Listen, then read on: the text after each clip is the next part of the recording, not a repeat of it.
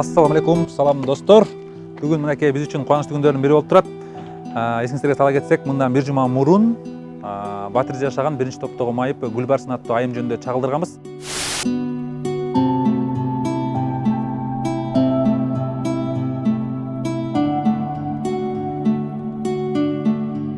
Құдайымның құлағы сүйінсін, Құдайыма шүгір.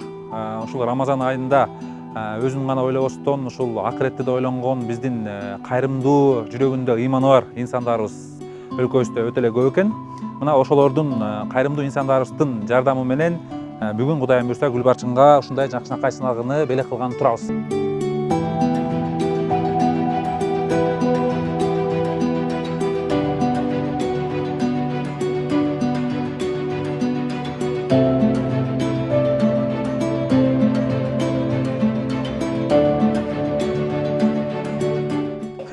Жақсысыз?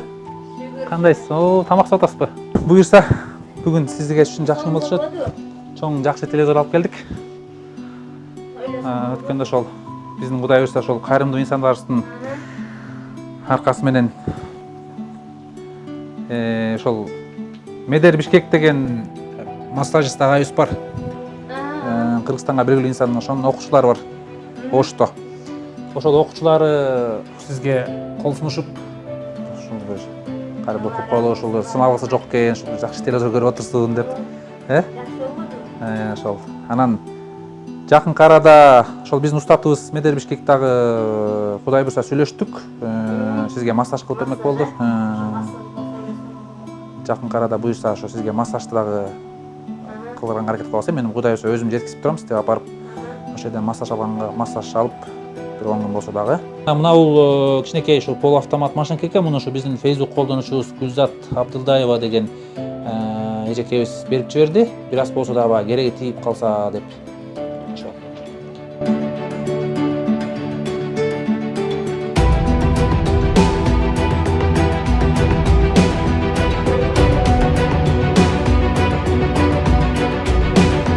Үйүндө отуруп, жакшынакай жаркыраган телевизордон, жаңы телевизордон жақсы видеоларды көріп, жаңылықтарды көріп, бұйырса.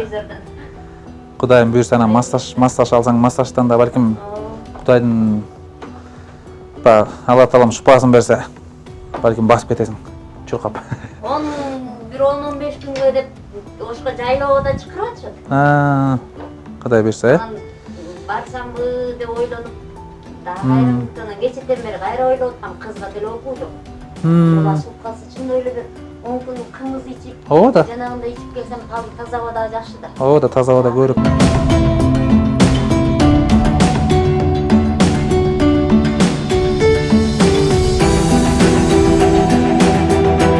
Мен дейін ушул мага жардам берген бардык мусулмандарга Алла разы болсун, эч качан оорубасыңдар, ден соолукта болсундар, үй бүлөлөрүнө ынтымак, береке, ыйман берсин жүрөгүнө, ушундай кайрымдуу инсандар көп болсун.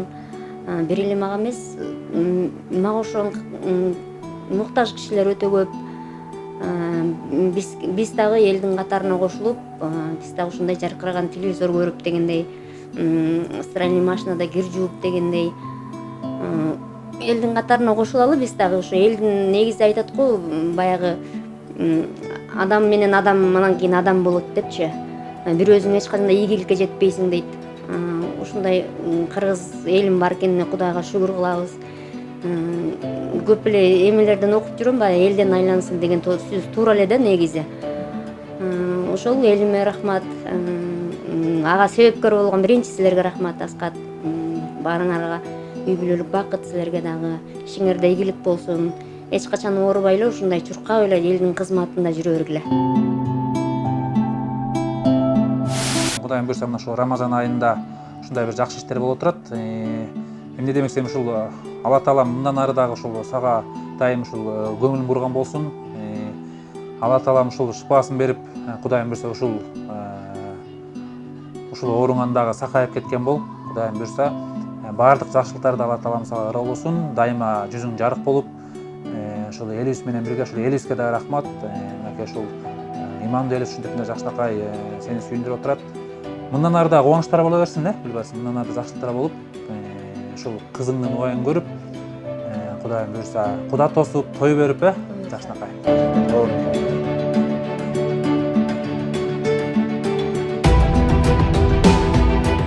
Ассаламу алейкум, ардактуу кадырман кыргыз журтум. Бүгүн күнгө ишемби 16 май 2020 жыл ыйык Рамазан айында Алла таалам баарыбыз кылган дуаларды кабыл кылсын демекчибиз. Мына ушундай орозо ыйык Рамазан күндөрүндө биз бүгүн 64 жаштагы Карасаш апабызды бир аз болсо да кичинекей кубанычка бөлөгөн турабыз. Эсиңиздерде болсо, мындан бир нече убакыт мурун биз 64 жаштагы урап калайын деп калган аянычтуу тамда жашаган Карачач апа жөнүндө тасма чалдырган элек. Мына ошол тасманы көрүп, карапайым эл кайдыгер отурбастан бир аз болсо дагы жардам берүүнү чечишти.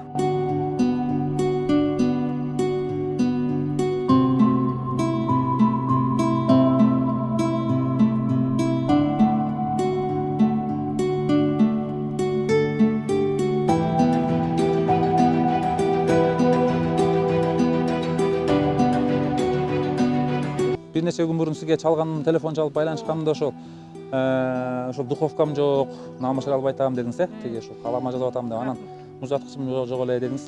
Анан ошол мына ошол бүгүн ошентип биринчиден Алла тааланын буйругу менен, экинчиден болсо ушул биздин Медер Бишкек деген агайыбыздын Оштогу окуучуларынын жардамы менен ошо биз себепчи болуп, ушул бүгүн сизге ушул нерселерди кичинекей болсо дагы алып келип турабыз, белек кылыпчы. Анан Кудайым буйрса ушул убакытта сизге буйрсун, үйүңүз тууралуу дагы Кудай буйрса чагылдырып атабыз. Ошол аракет кылып атабыз да, эми баягы бир аз болсо дагы ушу үйүңүзгө бир жардам бергенгечи. Азыр Кудайым буйрса сүйлөшүүлөр жүрүп атат. Арабтар менен иштешкен дагы ушул инилер бар. Аларга да Кудай буйрса айттым. Алар да сизди эске алып, адресиңизди сурап, номерлериңизди алып атышат. Балким эми Алла тааламдан бардыгы Кудайдын буйругу болсо, Кудайым буйрса бул тамды дагы оңдоп түзөп, балким жаңы тамга көчүрүп кетебизби, Аны да алдыда көрө жатабыз апа,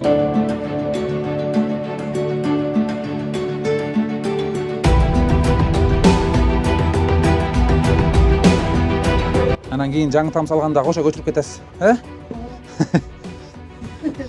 Жакшы буйрса бир.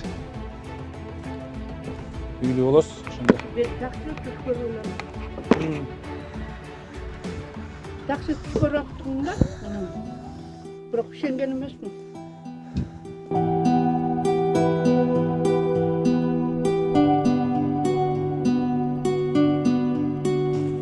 Көбү сиздин тасманы көрүп ошол туугандары бар бекен деп да суроо берип атышат да. Туугандарыңыз? Эми мен өзүм менен бир туугандарым бар, бирок бүт эле начар жашайбыз да. Бул жерде көчөнүн башында бир иним бар квартирада. Ал да оорулуу баягы эптеп эле күн көрүп жүрөт. Болбосо тыңыраак болсо биягын мынчы тигинчи деп жумшайт элем да. Мен болсо эки бөйрөгүмөн баса албай жүрөм. Маммологияга көрүнсөм. Эки бир туугансыз ошондо? Жок, 9 болчубуз. 4-өөбүз барбыз азыр. Экөө нарында, кийинки атамдын балдары нарында. Мен өзүм бир туугандарым биякта. Анан алар каралашпайбы дегеним бир туугандарыңыз? Эми колунда болсо берет эле, колунда жок болуп атпайбы. Колунда болсо келип иштеп берип, жардам берет эле да. Мен дагы абалдары начар. Бул жерде иним дагы оорулуу. Анан кимди жумшайм, кимге айтасың? Чыдап келдим, анан эми чыдай албай калдым. Быйылкы суу катуу болду же мага ушунчалык катуу болду билбейм, чыдай албай калдым да. Бул апам ооруп, мен 7 жыл ошол жакта жүрдүм, барды келди болуп. Продукты керек болгондо Шведиядан иштеттим, келип иштеп, продукт алып кетип калдым. Акча керек болгондо келип иштеп, бир цехтен иштегем, үйрөнгөм ошолорго келип эле иштеп, акчаны алып кетип калдым. Анан эми иштейин десең, кебетеңди карап туруп, колуңда таягыңды карап туруп иштей албайсың. Siz эс алышыңыз керек деп койтун, кимге барасың?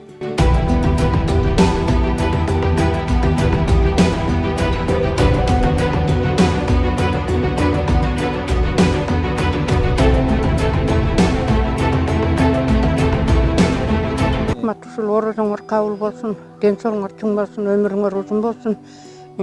Ушу эки жактагыларга жардам берип, колуңарды сунганыңарга рахмат. Ишиңерге ийгилик бар болгула, дайыма ден соолуктуу болгула. Şu болгон жакшылыктын баарын силерге арнадым. Рахмат, алдыңа дейиндир. Чоң рахмат.